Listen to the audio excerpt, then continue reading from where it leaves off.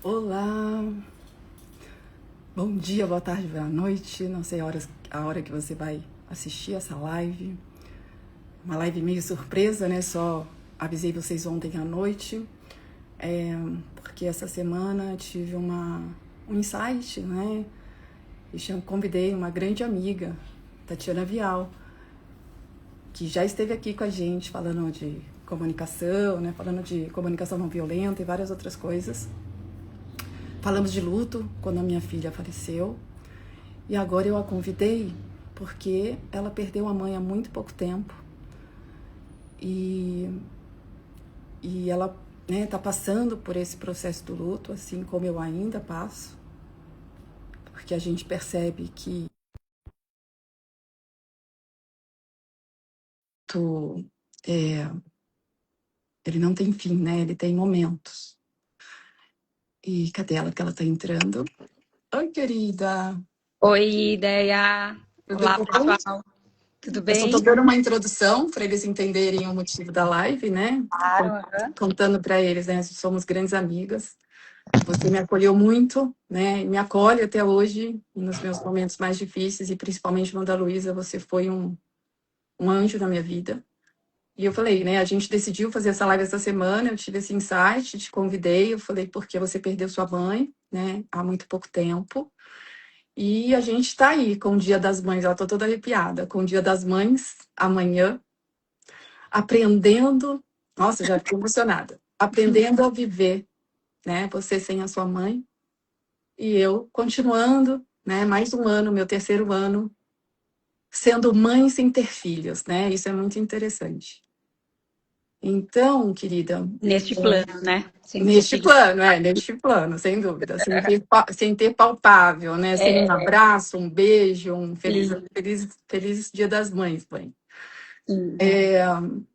E aí, eu quero, assim, ver por onde a gente vai começar de fato, porque, assim, eu quero trazer para vocês que estão aqui nos assistindo os pontos, né, do que isso representa. Eu acho que a gente tem muita coisa para falar, eu falei para a Tatiana, tanto do lado sistêmico, né, que é é o meu foco aqui nesse Instagram, nesse canal, mas também trazer algumas coisas que, como a Tati me acompanhou muito, né, no luto com a Luísa, e hoje ela vive o luto, literalmente, perdendo a mãe, a gente confirmou algumas coisas que eu tinha conectado, a gente confirmou outras questões que eu acho que é importante a gente trazer aqui, no sentido, querida, ver se você concorda, eu acho que sim, né? A gente já falou muito sobre isso. Como as pessoas têm dificuldade de lidar com algumas situações, e o quanto é importante a gente mostrar, né, que talvez a gente traga um aprendizado, como eu aprendi muitas coisas com o luto da Luísa, né, com a morte dela, literalmente, no sentido de velório, coroa de flores, coisas que eu não dava nenhum valor, achava aquilo mórbido e de repente, né, a coisa mudou no meu ponto de vista e eu vi o quanto aquilo era importante para quem estava ali, né, enterrando alguém muito amado. E ao mesmo tempo também quero trazer para vocês essa visão sistêmica, né? Então eu quero trazer primeiro eu vou trazer, então, Tati, a parte, né, sistêmica rapidamente e aí você vai entrar falando um pouquinho do seu sentir. E Porque acho assim, super. Só, desculpa te interromper, mas só para fazer uma colocação aí, acrescentando, né? Eu acho talvez uma das visões mais fundamentais nessa hora, principalmente quando a gente fala de mãe, de Dia das Mães, né? Seja você na posição de mãe ou de filha que perdeu o filho ou que perdeu a mãe, a visão sistêmica, pelo menos para mim, foi uma coisa que ajudou muito, né? Aí agora falando do seu trabalho em relação a mim. É muito, não é exatamente reconfortante a palavra, mas parece que vira assim um fio condutor.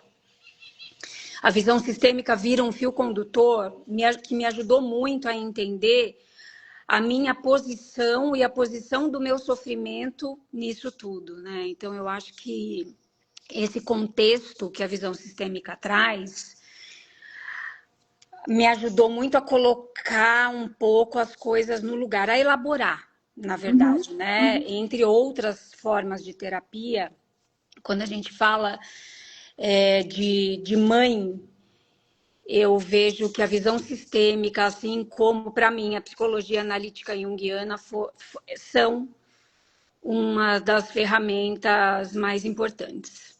Também concordo com você, ela traz muita sustentação para a gente, um pouco mais de entendimento, né? De compreensão das coisas como acontecem.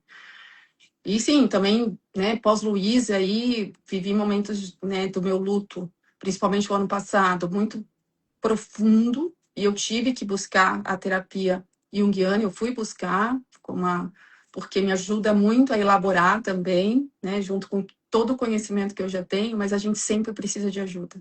Né? E também isso é uma coisa, às vezes as pessoas questionam, mas você é terapeuta, você faz terapia? Lógico que eu faço terapia, né? Eu preciso dela. Então, é super importante mesmo. Então, vamos lá, Tati. Eu acho que tem coisas que você vai trazer. Tatiana, né? Eu já falei um pouquinho de você quando você estava entrando, mas Tatiana é especialista em comunicação. Ela tem uma metodologia que chama inteligência comunicativa. Então, vocês vão ter uma aula aqui de como se comunicar, mesmo não falando do tema, porque ela é incrível. Então, o papel da mãe dentro do sistema familiar, né? Então, esse é um ponto importante, porque quando a mãe, dentro do sistema, né, na visão sistêmica, ela representa a vida. Ela é o portal da vida.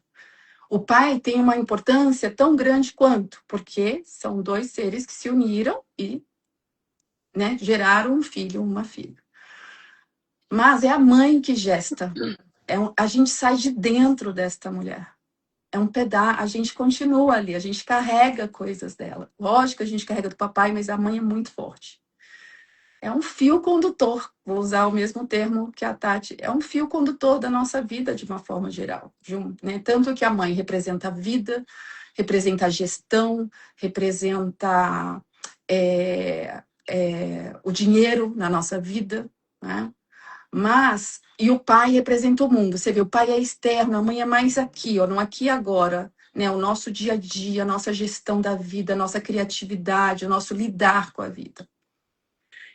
E quando, na visão sistêmica, quando a gente rompe esse laço, de qualquer maneira, né? E agora falando aqui de luto, quando a nossa mãe parte, a gente perde mesmo quase uma identidade.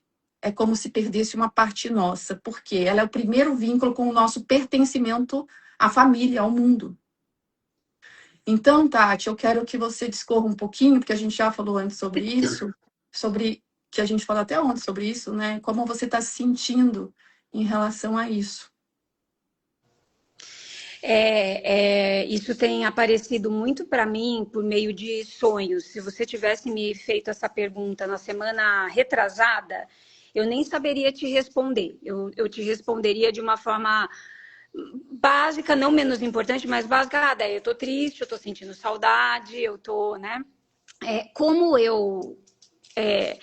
Inclusive, foi a minha mãe que trouxe isso para minha vida, a psicologia analítica junguiana. Eu sou especialista em comunicação, mas a convite da minha mãe, nós fizemos juntas uma formação em psicologia analítica junguiana, do Jung, né?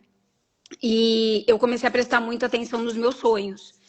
E nas 2 últimas semanas, eu tenho sonhado sonhos com símbolos muito evidentes e que indo atrás, né, na terapia, usando os recursos que a gente tem, como você muito bem colocou, para nos apoiar nessa trajetória, eu comecei a entender de uma maneira um pouco mais aprofundada o que eu estou sentindo. Então, respondendo a sua pergunta, eu estou no momento do luto em relação à minha mãe, de uma reorganização psíquica da minha relação com ela.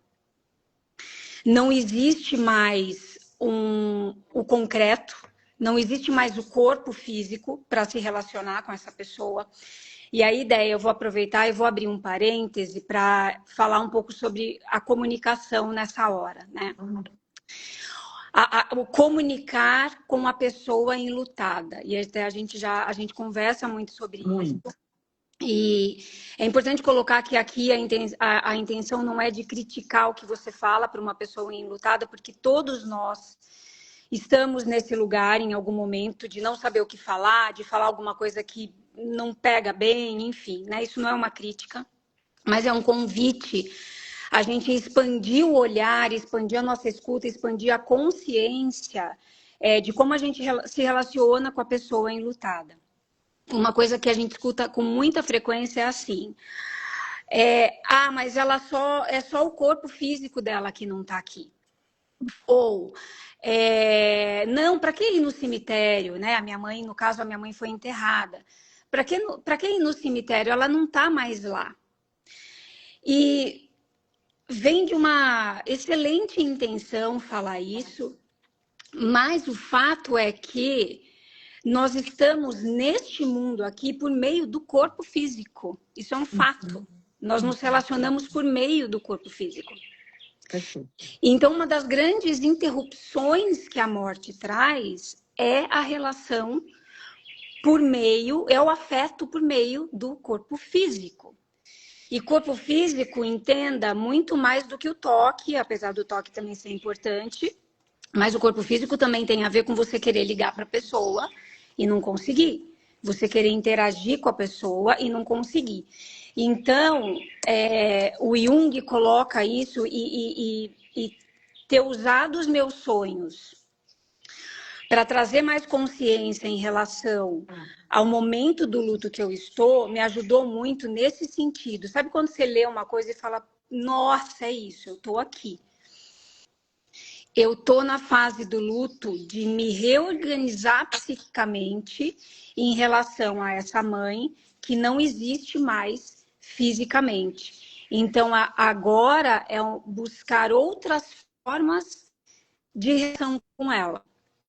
Inclusive, até outras formas de comunicação, outras formas de linguagem. Eu não estou falando necessariamente de me comunicar com o espírito da minha mãe, se essa for a sua crença, né, vá em frente, mas é de uma outra coisa, é como que eu comunico com essa memória, com essas lembranças e com essa mãe que me deixou toda a minha história, como você muito bem colocou, mas que agora é uma relação muito mais no âmbito psíquico mesmo, não só da figura da minha mãe, mas também no arquétipo da mãe, né? Na figura simbólica e arquetípica dessa mãe.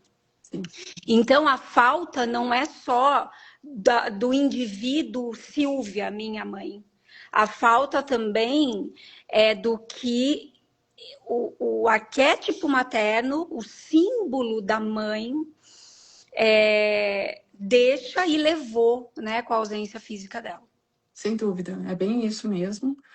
E é uma reconstrução interna mesmo de quem somos, de como caminhar nessa vida, né? Porque é como se fosse uma nova roupagem, uma nova identidade que vai surgindo nesse processo desse luto, para a gente aprender a lidar com essa falta que, né? E a parte, como eu disse no início, a parte da mãe é uma parte muito importante nossa, né? Apesar de ser a ordem natural das coisas, né? Da vida, né? E aí existe aí uma comparação, né? Na perda de um filho da mãe, mas ao mesmo tempo, gente, é um pedaço nosso também que vai e que traz, né, uma ruptura muitas vezes, né, principalmente para quem tem uma relação próxima à mãe, né, como você tinha, uma dor muito profunda.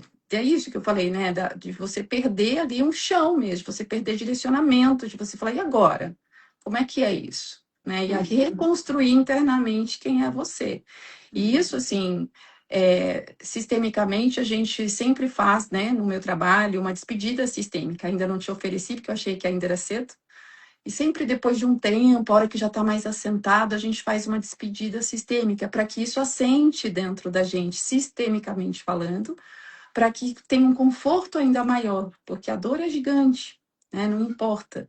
Cada um vive a dor como, né, como pode, como dá conta, mas a gente não tem como mensurar isso, né? A dor de ninguém. E aí você falou uma coisa, Tati, que eu quero só complementar sobre o cemitério, né?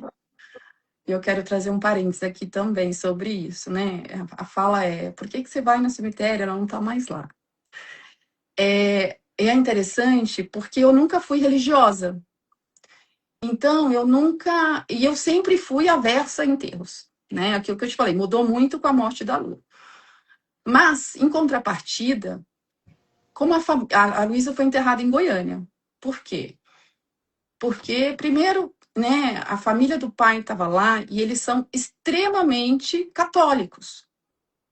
E eles são muito conectados a esse ritual de ir aos cemitérios em datas específicas ou até fora de data. Então, assim, eu conheço essa dinâmica deles. E eu já não tenho esse hábito, mesmo com a morte da Luísa.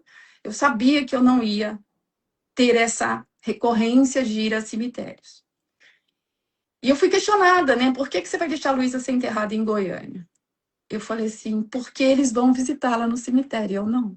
Uhum, uhum, Sabe? Porque uhum, eu sabia que a importância disso para a família do pai, uhum. para a avó, para as tias, para os primos, porque é uma família gigante de Goiânia. E que eu ia enterrá-la onde? Né? Na cidade da minha mãe, que eu quase não vou, aqui em São Paulo, longe, eu não tenho nenhuma conexão com nenhum cemitério, tipo, não Sim. tenho Nem familiares. ela, né? Nem ela, E nem né? Nem ela, ela tinha, né? exato, exatamente. Então, eu tomei essa decisão muito rapidamente, não me arrependo, né? Todo mundo falou, você vai se arrepender depois, não me arrependo, Uhum. porque não é uma coisa que eu sinta necessidade. Mas ó, vocês veem, gente, a diferença, né? Do que falar isso, que a gente fala numa boa intenção, concordo, mas de reconhecer a crença e o hábito do outro e deixar Sim, para o sim, outro. Não vou ser egoísta, sim, né? Ah, sim, não, você vai ser enterrada na cidade da minha mãe, que era onde ela amava. Não, ela sim, vai ser enterrada na cidade do pai, porque eu sei que isso é importante para a família dele, né? sim. Então, acho que isso é uma coisa a gente realmente repensar, né? Dessa nossa. De aprender um pouquinho, né? Com os lutos de todos e saber como conduzir uma conversa. É um aprendizado para todas nós mesmo. Dentro disso, dentro desse contexto ainda do corpo físico, né? É uma outra frase que eu ouvi também, e eu e minha mãe ouvimos no falecimento do meu avô. O meu avô, pai da minha mãe, faleceu quase que exatamente um ano antes dela. Tá. E aí é só o corpo que está aí, né? Sim. Ele não está mais aí, é só o corpo. E a minha mãe, ela era uma pessoa muito sensível emocionalmente, principalmente a coisas faladas. Ela era uma pessoa muito intensa emocionalmente. A hora que ela ouviu essa fala, e nós, depois, né, que nós estávamos sozinhas, só eu e ela falou, filha, tem uma coisa que não sai da minha cabeça. E é uma frase que eu sempre repeti para a pessoa enlutada. Ah, é só o corpo que tá aí, ele não tá, ela não tá mais aí, é só o corpo. Ela falou, quando eu ouvi do lugar pessoa que estou deixando o pai ali, né, no cemitério, foi um choque tão grande que a minha vontade foi responder na hora, como só o corpo, né? Era o corpo do meu pai que eu abraçava. Foi o Sim, corpo do meu pai que me carregou no colo tantas vezes, né? Foi a mão do meu pai que estava na minha testa para ver se eu estava com febre. Então, assim, a gente fala nesse ímpeto de tentar diminuir a dor do outro, né? sim, Por isso que a intenção é boa, mas depois que eu passei por esses dois processos de luto, né, que estou passando ainda, eu tomo muito mais cuidado com aquilo que eu falo em relação à morte, em relação à pessoa enlutada, né, ou à pessoa que se foi, porque algo que a gente fala pode fazer toda a diferença, tanto para o acolhimento, né, e para atenuar, para diminuir pelo menos um pouco aquela dor naquele momento, ou o contrário, ou para gerar um incômodo sim, ainda maior, né, em relação à dor daquela partida. sem dúvida. Então, como tudo na vida, a comunicação ela tem muita importância nessa hora. E até assim, antes de eu falar mais um pouco sobre isso, uma coisa que eu acho importante a gente colocar, Déia, tanto da perspectiva da perspectiva sistêmica, que me fez entender muito sobre isso, né, que eu vou falar agora, quanto da perspectiva junguiana também, o luto em relação à partida de uma mãe ou de um filho, ele é um processo legítimo, independente da relação que você tinha com essa mãe ou com esse filho. Então, pode ser uma mãe que vocês romperam na sua infância, por exemplo, e você não tinha contato, ou, né, pode ser um filho que foi embora, enfim, ou uma relação muito conturbada, de muita briga, de muito conflito, de muito confronto. Eu ouvi uma coisa da minha psicóloga que me ajudou muito em relação a isso, né? Ela falou, Tatiana, o luto é a respeito do amor que existia ali, e não independente da relação. Independente da relação que você tinha com aquela pessoa, o luto ele pode existir, ele tem direito, né? Ele é legítimo. Porque às vezes, não foi o meu caso, mas pode haver, né, a cobrança do tipo, mas você nem convivia com a tua mãe e você está sofrendo. Mas você e sua mãe se davam super mal. Né? Você vivia reclamando do seu filho, nem ligava para ele, agora que ele se foi, você está sofrendo. Então, o luto não é sobre isso. O luto é uma outra relação com aquela pessoa. Sim, sem É uma dúvida. nova relação que surge, né? Sem dúvida.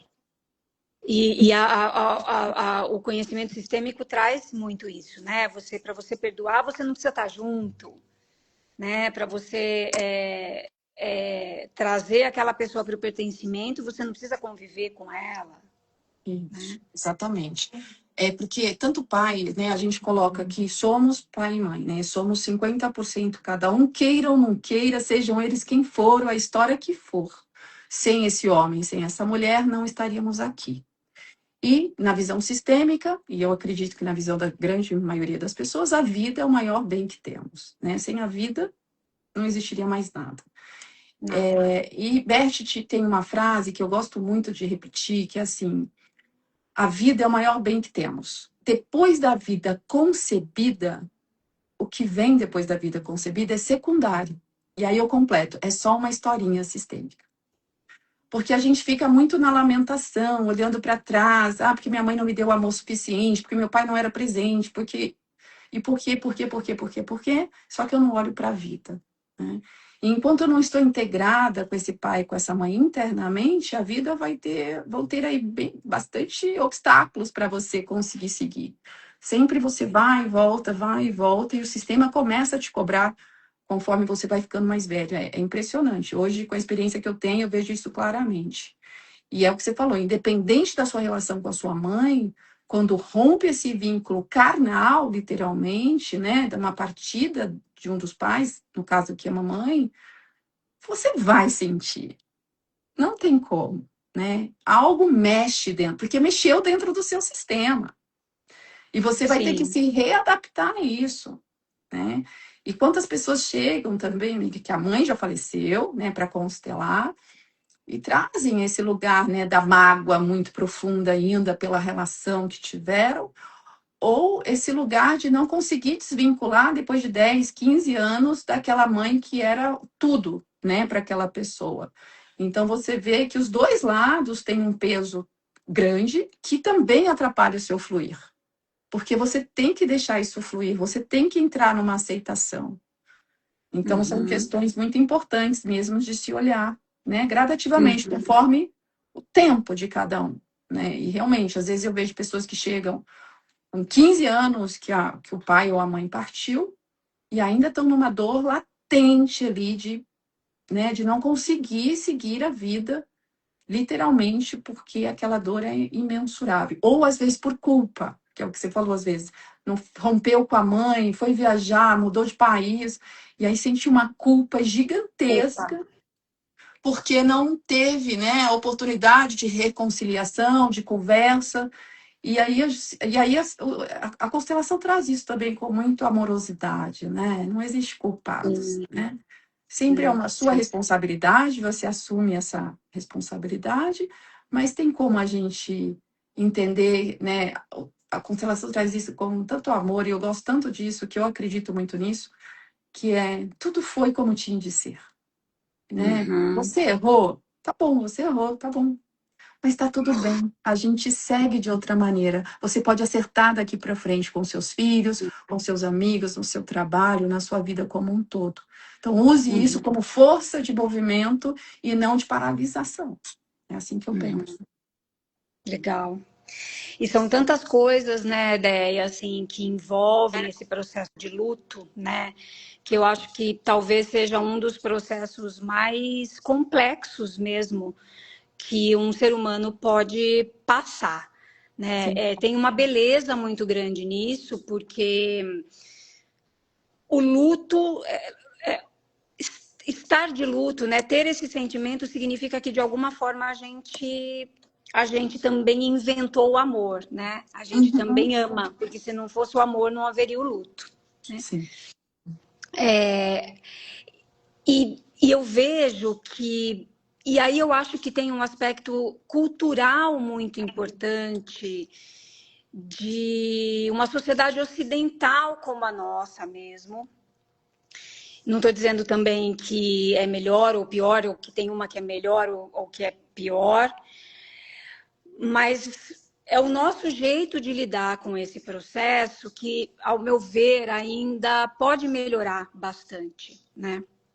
E eu vejo aí que tem dois aspectos, dois fatores que perpassam o processo de luto, que são também orientados por essa questão cultural, que é a forma com que nós lidamos com a morte, evidentemente, e a Uhum. forma com que nós lidamos com as nossas emoções.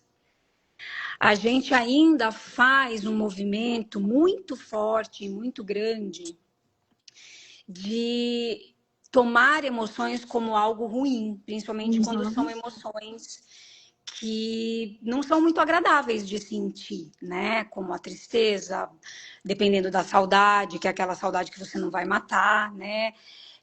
Então a gente faz um movimento de tentar negar, de tentar reprimir, de não lidar com essas emoções. E muitas vezes as pessoas que estão à nossa volta, num círculo próximo, mas também, né, a sociedade, de uma forma geral, nos apoia nesse sentido, de tentar nos tirar Sim. do sentir. E só há uma forma de passar pelo luto, de Sim. maneira saudável, sentindo, sentindo. Então, você falou aí da culpa. A culpa é uma emoção muito presente no luto, seja no luto da mãe que perdeu um filho, de uma filha que perdeu uma mãe. A culpa, em algum momento esse luto vai passar pela culpa, né? Em Uhum. algum momento a gente vai pensar, puxa, será que eu poderia ter feito alguma coisa diferente? Será que, por que eu não estive lá naquele momento? Ou por que eu falei, em algum momento a gente vai passar pela culpa. Algumas pessoas mais próximo, né, de maneira mais continuada e outras mais rapidamente. Mas o fato é que a culpa ela tá ali em algum momento. Tá A mesmo. vergonha, a Vergonha. vergonha, né? Quando é um luto muito recente, existe uma autorização interna e externa para que você chore na frente das pessoas, para que você fale sobre aquilo, para que você conte como foi, se você tiver vontade, as pessoas perguntam, para que você fale da pessoa que se foi.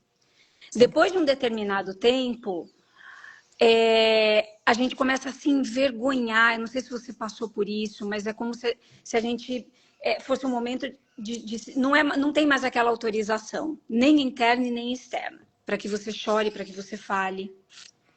Eu vou dizer que, como mãe, talvez, que perdeu o filho, a gente tem uma Um licença pouco poética um mais. pouco maior. Maior, é verdade, com certeza, Deia, com Mas ainda certeza. assim, às vezes me constranjo quando vou falar da E Luísa e eu vejo que eu deixei a pessoa, as pessoas desconfortáveis. Mas eu só estou contando uma história dela do passado e a pessoa fica. Ai, gente, ela tá isso, contando uma história. incomodada. Ela teve uma história, né, aqui. Então, assim, Isso, e ela eu quero existiu. falar, né, sobre E ela. falar da pessoa mantém ela viva, né? Sim, é muito interessante. Isso é uma verdade verdadeiríssima, assim. Tipo, a gente realmente, eu posso dizer, gente, que é uma verdade absoluta isso, porque a gente realmente tem muita dificuldade em alguns ambientes, com algumas pessoas, de tocar sobre o tema e a gente se constrange ou nunca. Eu acho que a Tati ainda sofre mais que eu, por ser, é o que eu falei, né? Não é uma inversão de ordem, então as pessoas não se sensibilizam tanto, eu vejo dessa forma, né? Porque perder pai e mãe é uma coisa normal, né? Uhum. Então, assim, é a ordem natural, então, como assim você ainda tá chorando? Mas já faz tanto tempo que a sua mãe morreu, né? Mas já faz tanto tempo que seu pai morreu. Então, eu vejo dessa forma também. É como se fosse um tempo do relógio para o luto, né? E não tem o tempo cronológico para o luto. Exato. Né? Não existe regra, não existe nem sequer um padrão, né? Eu, E aí, ideia, antes de passar para você, só uma última emoção que eu vejo muito, muito presente, assim, é o incômodo que a gente tem com a tristeza. Né? A tristeza é um negócio assim que ela é como se fosse assim uma emoção desautorizada mesmo. É quase que um desconhecimento, uma falta de familiaridade interna. Como assim eu estou triste, né? E isso diz muito dos nossos tempos, que a gente tem que parecer sempre animado, sempre leve. Essa é uma palavra que eu tenho um pouco de horror dela, né? Porque às vezes quando você está pedindo leveza para alguém, você está impondo leveza, e leveza não se impõe. Então, assim, o tabu que a gente tem com a tristeza, com essa emoção, que é ai, uma emoção presente, que todos nós sentimos, e que a gente não precisa fugir dela. Do mesmo jeito que outras emoções vêm e vão, a tristeza também. E aí, só para finalizar, eu volto para a questão da morte. Como a morte para a nossa sociedade, porque está muito ligada à tristeza, também, ela é um grande tabu. E em relação à comunicação, eu costumo dizer que se um tema é tabu, o que é o tabu, né? Existe uma proibição velada, uma proibição tácita, ela não é tangível, mas a gente sabe que ela está ali, de se falar sobre algo. E eu digo que a partir de um momento que algo é um tabu, isso já é um problema por si só. uhum, Porque um grupo de pessoas não poder conversar, dialogar livremente sobre um tema, e aqui no caso a morte, isso faz da morte necessariamente um problema. Então, no meu ponto de vista, são dois elementos muito importantes para que a gente olhe cada vez mais no processo de luto. sem dúvida. Bom, tem um monte de coisa para comentar. Até estou anotando aqui umas coisas para não me perder das coisas que eu quero comentar, né? Primeiro, você falou das emoções reprimidas. Gente, eu preciso confessar algo aqui que é muito importante para vocês verem que as condições humanas, somos todos humanos, estamos sujeitos a várias coisas, né? Inclusive sentir tristeza ou reprimi-las. Com todo o meu conhecimento, com todo o meu autoconhecimento, nessa entrega que vocês sabem, há muitos anos nesse autoconhecimento, e por ser, aí eu vou falar um pouco de Enneagrama, e por ser um tipo 4 de Enneagrama que é extremamente emocional, né, a gente realmente é um dos poucos tipos que não tem, né, problema em mostrar dor, em sentir, a gente sente a dor de verdade, a gente mergulha na dor. Eu passei o ano passado inteiro lidando com 2 anos de repressão do luto da Luísa. Porque eu achava, mas isso tudo inconsciente, eu achava que eu estava passando pelo luto de forma bem, mesmo com a dor. Eu achava que ela estava ali. Mas eu não queria entrar num lugar, né, que às vezes desse autoconhecimento, às vezes que nos traz, do drama, do chorar demais, porque eu sou chorona, naturalmente eu sou uma mulher chorona. E aí, o ano passado, foram, né? Eu falo que as coisas foram sendo conduzidas internamente para que eu vivesse esse luto de outra forma. E eu realmente me separei, né? Até eu anotei algumas coisas aqui, né? Que a mulher, quando deixa, né? Quando perde um filho, o corpo muda, a percepção da vida muda, os relacionamentos mudam, os valores mudam. Isso é real. Assim, é algo impressionante. Eu tive que me separar, amando meu ex-marido, porque eu precisava estar comigo sozinha, para eu realmente encarar essa dor que estava latente e eu não deixava ela ser expressada. E olha, e a hora que eu comecei, e aí foi quando eu comecei a fazer a terapia, né, com essa psicóloga que é especialista em luto e em traumas, e ela é junguiana também. e ela faz um reprocessamento dos traumas, e realmente aos pouquinhos eu fui soltando e entendendo essa dor, né? E me permitindo chorar, literalmente. Deitar na cama e falar, tá bom, eu tô. E uma coisa que a Tati trouxe também no sentido, cadê? Do tempo do relógio, né, que você falou. O luto, quanto mais, eu que já estou há 3 anos, né, vivendo esse luto, eu falo para vocês assim, quanto mais eu vivo o luto, literalmente, permitindo sentir tudo o que ele nos proporciona, mais eu consigo entender que não existe uma finalização, não tem superação. Não existe, gente. Pode ter aquelas fases do luto, né, que a psicologia traz, que algumas delas eu não entrei, então não acho que é uma verdade absoluta, porque eu nunca senti raiva, por exemplo, pela morte da Luísa, eu tenho um entendimento pela morte diferente, né? No meu sentir, assim, a morte é um voltar para casa, então, apesar de toda a dor, eu não lamento ao ponto de, ai, por quê? Não, foi o que tinha que ser, eu sou mais, eu aceito isso com mais facilidade. Mas essa questão do tempo, né, não existe. Hoje eu percebo claramente, quanto mais tempo passa, mais eu acostumo a viver sem ela, né, com essa dor da perda, mas ela é amenizada com o tempo mas ao mesmo tempo a saudade aumenta. Porque a gente começa a viver situações, falar, poxa, Luísa, né, eu fui na formatura da minha sobrinha semana passada e a gente falou disso. A Luísa não estaria aqui, a gente ainda falou, porque tinha um casamento de uma grande amiga que ela seria madrinha. Né? Eu falei, olha, a Luísa não ia estar aqui com a gente, a Luísa ia estar lá no casamento da amiga dela. Então, a gente sempre está falando, né, dos momentos em que ela não pode mais estar. E claro, hoje a gente sente, às vezes a gente chora, mas a gente consegue conviver. E, aliás, Tati, só para completar, eu quero trazer uma informação para as pessoas também, que eu aprendi com a minha psicóloga, que, assim, esse último ano, né, que você viveu comigo profundamente, esse ano que foi desesperador de dor, que a Bia trouxe, né, na terapia, que, assim, o primeiro ano é o ano da culpa, é o ano de alguns ajustes, de uma dor imensurável, né? Eu senti muita culpa, Dessa reorganização psíquica, né, Déia? também. Enquanto você está ali na reorganização, entendendo a sua vida sem a pessoa, por isso, desculpa te cortar, mas Imagina. por isso que a psicologia fala de algo que eu acho interessante, apesar de não ter o tempo do relógio, mas o primeiro ano, ele é um ano de muita reorganização psíquica, porque justamente, né, como você falou, a gente vai passar pelas datas, como o Dia das Mães, por exemplo, sem a pessoa. Sim. Então, isso traz enquanto você está ali reorganizando, eu acho que o seu sofrimento do ano passado veio primeiro de uma liberação mesmo desse luto represado, dessa tristeza represada, e porque a reorganização, ela acomodou, né? E aí venha o sentir. Bem, eu senti. No maior. Porque essa coisa que a Tati trouxe também da reorganização psíquica, eu percebi claramente, hoje eu consigo reconhecer melhor ainda, que eu conto para as pessoas, né? Eu falo isso muito.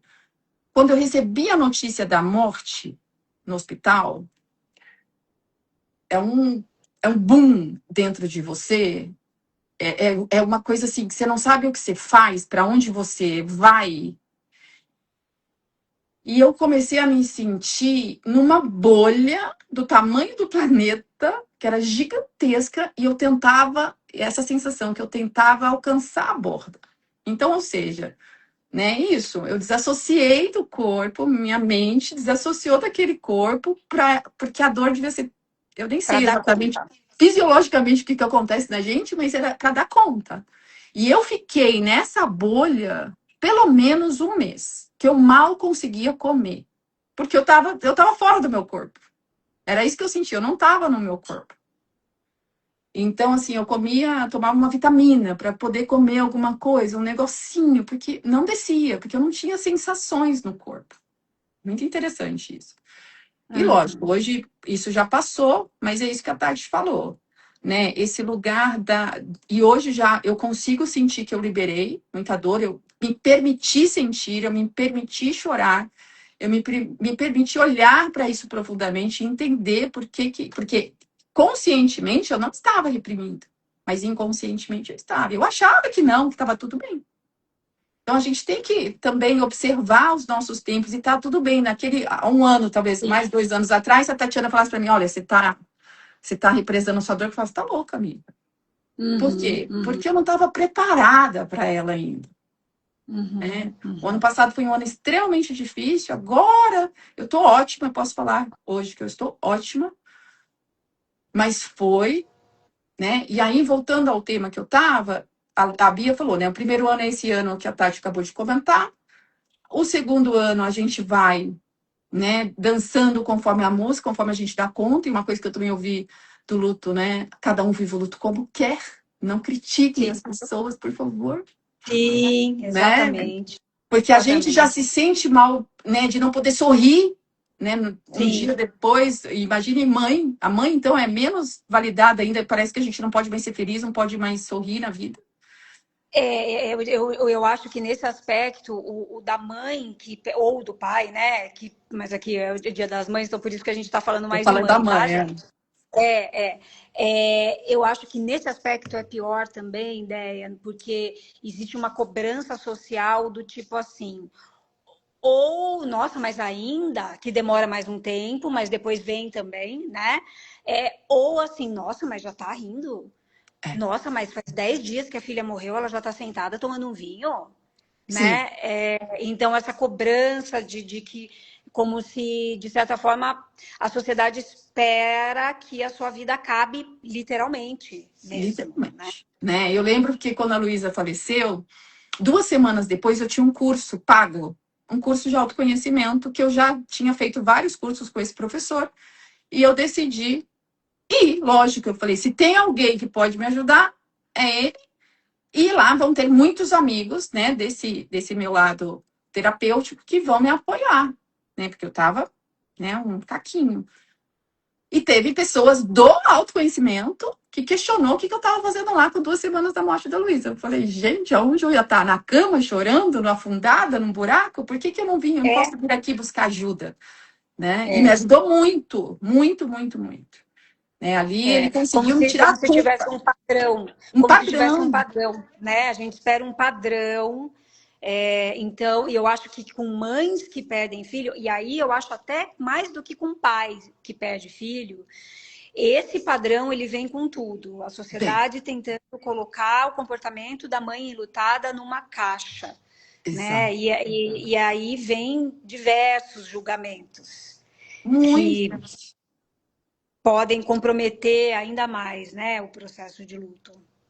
E o terceiro ano que a Bia traz, né, que eu achei que fez muito sentido, e por isso que eu acho que eu consegui acessar a dor também, né, foi um movimento interno grande, é que a gente, muitas vezes, né, não é uma regra, mas muitas vezes a gente começa a entrar numa culpa inconsciente de que a vida está continuando para nós, né, de alguma forma. Eu não estou mais naquela dor constante de o dia inteiro pensar na pessoa, dormir pensando, acordar pensando, e de que eu consigo passar por vários momentos sem pensar naquela, né, naquela pessoa, no caso minha filha, e a gente começa a entrar em culpa. Como assim eu tô fazendo tudo isso e não lembrei da Luísa um minuto hoje?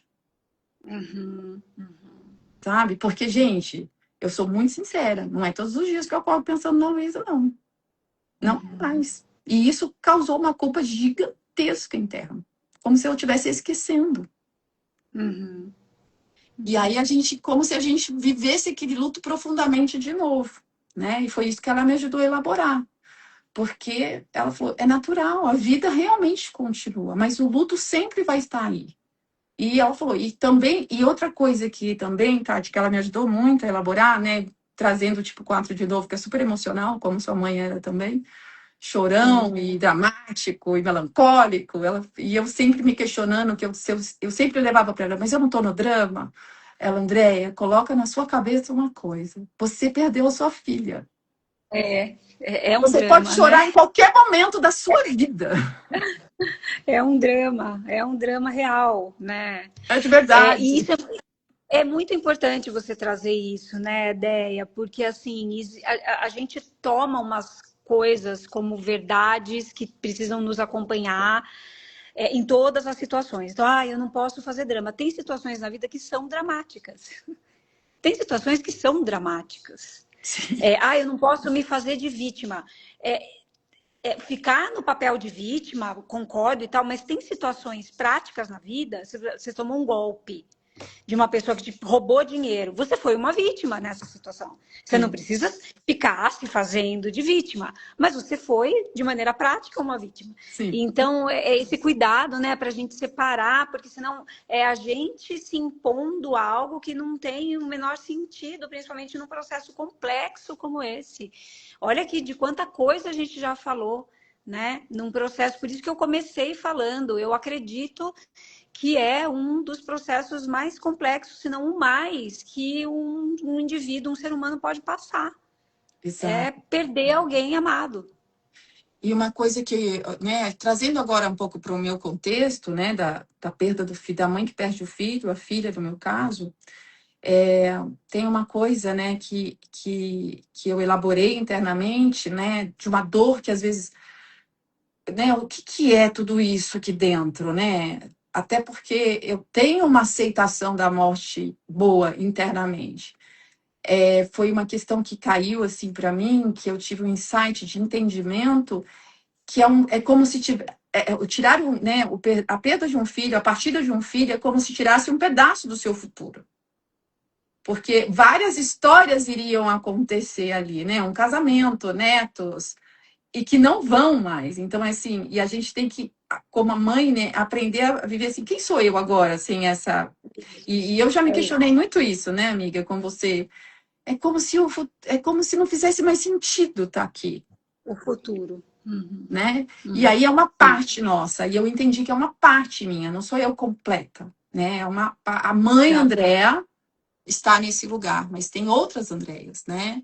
A Sim, profissional, a amiga, a sim. companheira, a A terapeuta, filha. a filha, minha mãe tá aí, né? Então, assim, aí a gente aprende a lidar com essas partes, né? Entender que cada hora uma vai se manifestar. E a gente aprender a lidar com todas essas nossas versões e que fazem parte do nosso ser. Então, acho que isso foi um ponto que eu elaborei muito com a Bia, né, com a psicóloga, e eu achei que foi algo que me trouxe muita consciência da permissão de sentir, né, da minha auto-permissão de sentir, porque eu acho que a pessoa que mais cobrava era eu mesma, para eu não poder chorar, Com e, certeza. e esse lugar de entender essas partes, que cada hora uma vai se manifestar. Como a minha psicóloga contou, que ela tem uma cliente de 86 anos que perdeu um filho há 50 anos, muito jovem, lá atrás. E que até hoje ela fala, e ela chora, e ela elabora um pouquinho mais, que ela falou. Então né, a gente sempre vai ter ondas, né? Vai ter uma data, um momento, algo que vai te trazer esse lugar da dor. E viva a dor. Permita-se Uhum, sentir sem querer escapar dela, porque senão depois ela vai sim. acumulando e ela chega de outro jeito. Uhum, exatamente. E chega de outro jeito mesmo, né? Mesmo que você tenha uma personalidade, você no geral, né? Não você, Andréia, mas mesmo que a pessoa tenha uma personalidade que tem, enfim, algumas personalidades elas têm como um padrão tentar fugir, isolar a dor ou racionalizar a dor. É, isso lá na frente vai voltar de alguma De alguma forma, forma. de alguma forma vai voltar. Pode passar totalmente de maneira inconsciente para a pessoa, mas vai voltar. Então, que bom se ela conseguir elaborar isso de uma maneira mesmo que volte, volte com menos força e com menos força e de um jeito diferente para a gente constatar, porque um sinal importante de que o processo de luto está sendo um processo não gosto de usar a palavra saudável e nem esperado, mas que não tem um alerta aí, né, nesse processo de luto, é que ele vai mudando. Olha aqui, né? Você trouxe para a gente aí em 3 anos quanta coisa diferente. Então, a gente acessar e elaborar aquela dor faz com que a gente vá vivendo novos processos dentro desse mesmo processo. E isso é importante. Tá, ó, a gente está com 10 minutos para finalizar a nossa live, né? Não vamos passar da 1 hora. E aí, sabe o que eu queria que a gente fizesse para quem vai nos assistir ou quem está aqui com a gente, pessoal, ao vivo? A gente trouxesse algumas sugestões, né? Do que a gente aprendeu aí, por exemplo, o que falar, né? Quando você não sabe o que dizer. Porque a gente passou por algumas situações, né?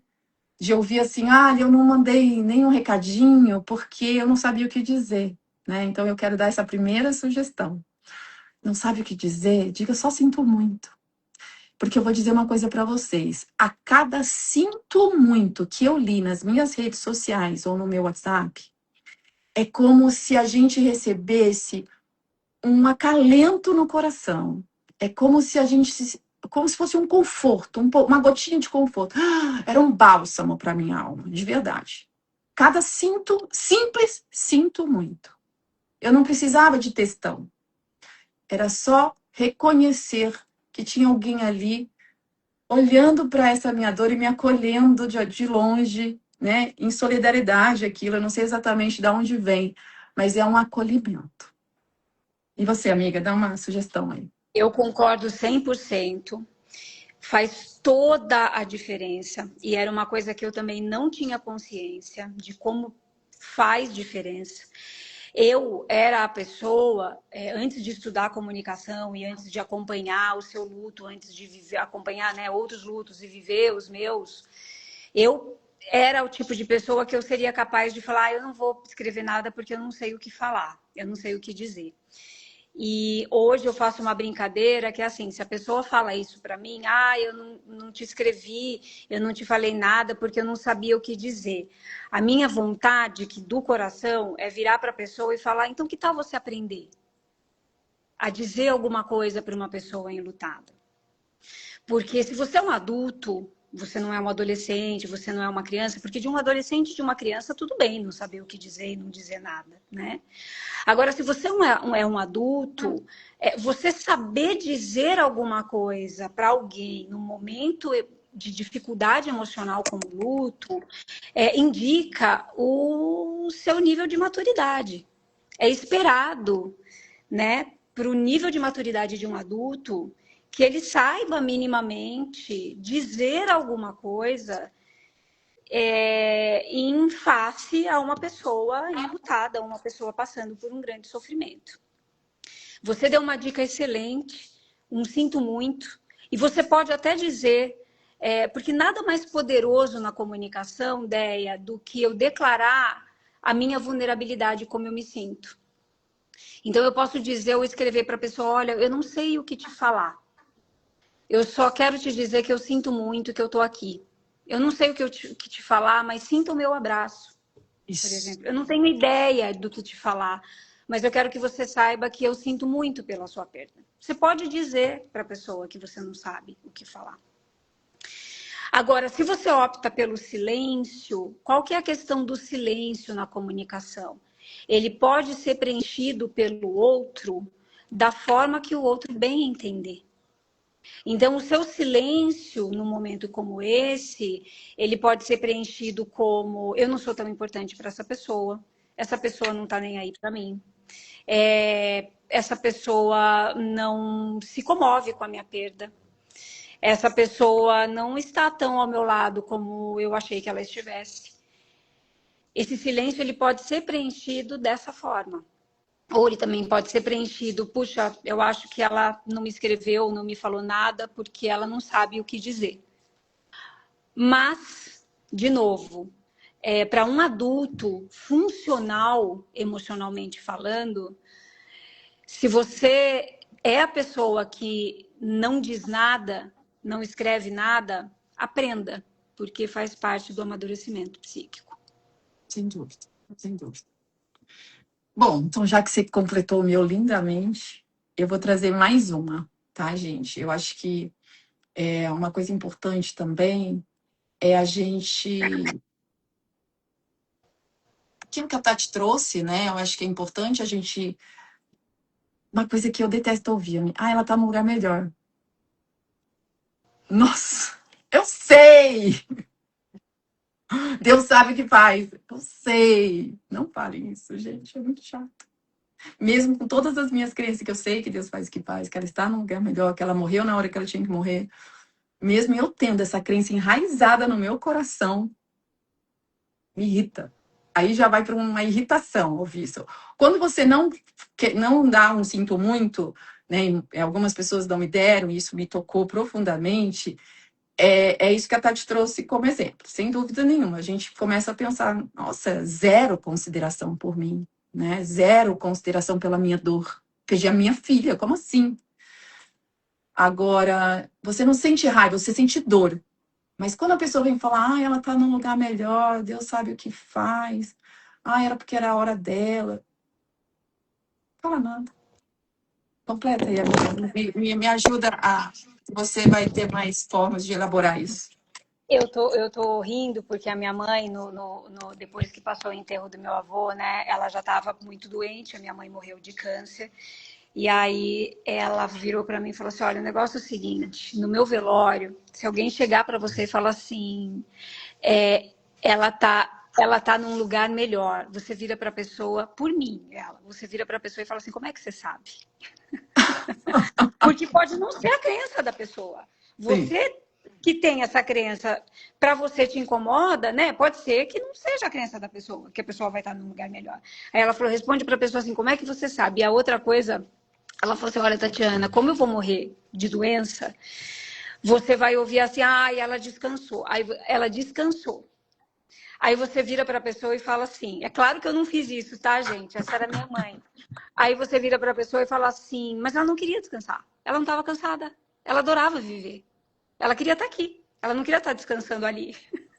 Então, assim, são frases prontas que, de novo, eu cansei de falar também por aí, mas que podem ter um efeito pior do que a sua intenção de falar a frase, né? Não sabe o que dizer? Fala, não sei o que te dizer. Sinto Não sei muito. o que te dizer. Eu só sinto muito. Eu só sinto muito pela sua perda.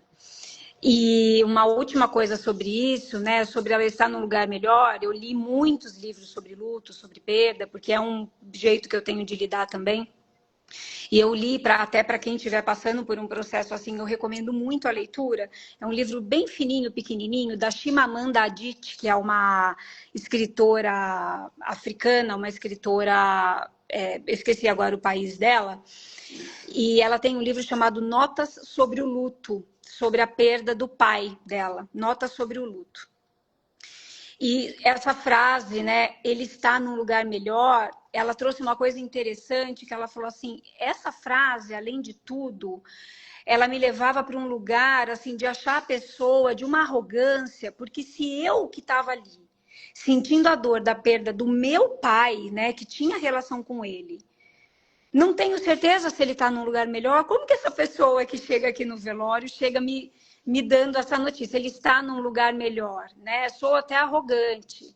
Então, cada um na sua interpretação. A pessoa enlutada, ela está nesse lugar de muita vulnerabilidade, então é muito comum também, e não há culpa nisso, né? Que ela se incomode, que ela se irrite ou que ela se entristeça mais com algumas coisas que são faladas. Mas é interessante pensar nesse aspecto, e muitas vezes são aspectos que a gente só percebe quando a gente está passando.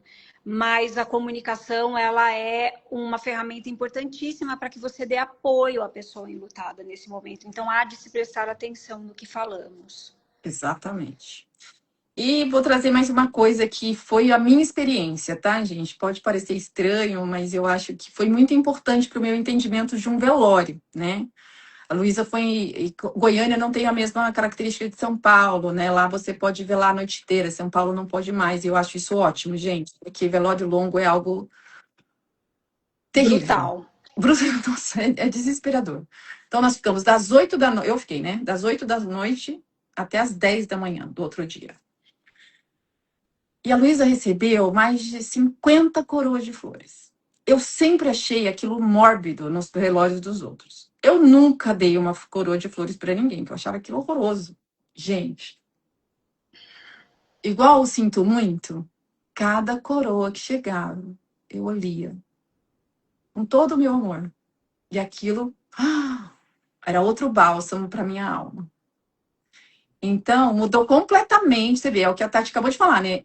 A gente só vivendo que você dá conta de ter dimensão, né? Claro Com que cada um vai ter certeza. seu ponto de vista, né? Não quer dizer que isso também, quando você passar por isso, você vai achar isso lindo, às vezes não, e tá tudo bem também. Claro, claro. Mas, Aham. assim, no meu, né, no meu entendimento, na experiência, isso foi, assim, algo incrível de se constatar e parar de julgar, né? Porque era um julgamento bobo, mas era um julgamento interno. Ai, que negócio estranho, né? Essas coroas. E, gente, foi algo incrível ver cada uma daquelas coroas chegando, tinha espaço, teve que pôr do lado de fora. Eu achei aquilo tão incrível. Você vê o quanto a Luísa era amada, o quanto, né, quantas pessoas que eu não sabia nem quem eram que estavam mandando, não sabia, não reconhecia aqueles nomes. Então, assim, ver a importância, né, o amor que ela recebeu dessas pessoas foi algo para mim, assim, muito reconfortante mesmo. Eu acho que isso é um ponto que eu gostaria muito de trazer. Foi eu acho que um dos maiores aprendizados para mim né, do meu julgamento em relação a certas coisas que mudou, né? Deu um clique assim que eu falei, não, realmente isso é muito válido. Muito bom. É Muito isso, então. bom. É, É é. isso, gente. Amanhã é Dia das Mães e a gente deseja um lindo Dia das Mães para todo mundo. Se você tem sua mãezinha ainda, um grande abraço nela, né? Aproveite. Aproveite. E quem é filha, e, né, também, e as mães que têm suas filhas, né, e aquelas que não, na verdade, eu vou falar daquelas que não têm, recebam meu abraço, né, aquelas que perderam seus filhos, não só sua filha, mas seus filhos.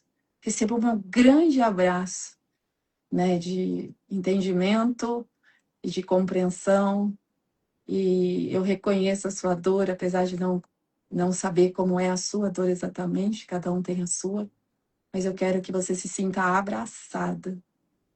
Um abraço bem forte, para que a gente possa seguir juntos na nossa jornada, de mãos dadas, né? E Tati, te amo, amiga. Você foi, Amém, assim, amiga. Obrigada, viu, pelo convite, eu adorei. você foi a E pessoa falar mais ajuda a gente a elaborar. importante nesse meu luto. Você pode ter certeza disso. Ainda é.